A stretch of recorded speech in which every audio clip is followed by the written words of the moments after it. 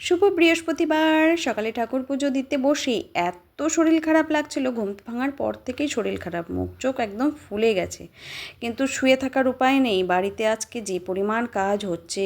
এই দিকে যে সুপারি গাছগুলো কাটা হয়েছিল সেই দাদারা এসেছে, এই পাশে সমস্ত বেড়া দেওয়া হবে। তারপরে আবার দেখো কি কাজ হচ্ছে, ওপরে দাদারা আজকে চালও লাগাতে এসেছে, যেই চালটা বেঁকে গেছিলো সেই দাদারা। আর ছাদের অবস্থা দেখো, পুরো দমে গোটা বাড়িতে আজকে মিস্ত্রি দাদারা কাজ করছে। আর ওই যে চালগুলো বেঁকে আছে, আর যেহেতু আমার ওই পাশটা একদমই ফাঁকা, তাই ওখানে বেড়াও দিতে হবে। আর এই ঘরটা দেখেছো, বাটামগুলো টিনগুলো বেঁকে আছে, বাটামও ভেঙে গেছে।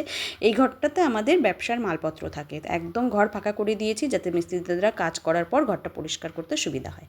আর আজকে সকালে শুধু সেদ্ধ ভাত করেছি। আর গতকাল রাতে বান্ধবী ফোন করে বলল দুপুরের খাবার পাঠাবে, আর এই খাবারটা খাওয়ার কথা ছিল আমাদের একদম অন্যরকম প্ল্যানভাবে, কিন্তু সেই প্ল্যানটা হলো না। কিন্তু খাওয়াটা বাদ যাবে কেন, তাই আজ দুপুরে সেই খাবার সমস্ত করে পাঠাবে।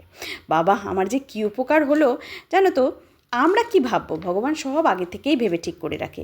তাই আমাদের অত ভাবনা চিন্তা না করে এক মনে এক ধ্যানে ঠাকুরের নাম জপ করতে হবে, ঠাকুরের প্রতি বিশ্বাস রাখতে হবে।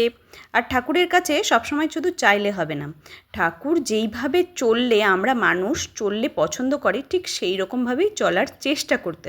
জীবনে বাধা বিপত্তি অসুখ বিসুখ সব হবে, কিন্তু এর সবের মাঝে ঠাকুরের কৃপা লাভ করতে গেলে ঠাকুরের পছন্দ মতো নিজেকে গড়ে তুলতে হবে, তার জন্য চেষ্টা করতে হবে। চলে আসলো বান্ধবীর বাড়ির খাবার, আজকের মতো টাটা।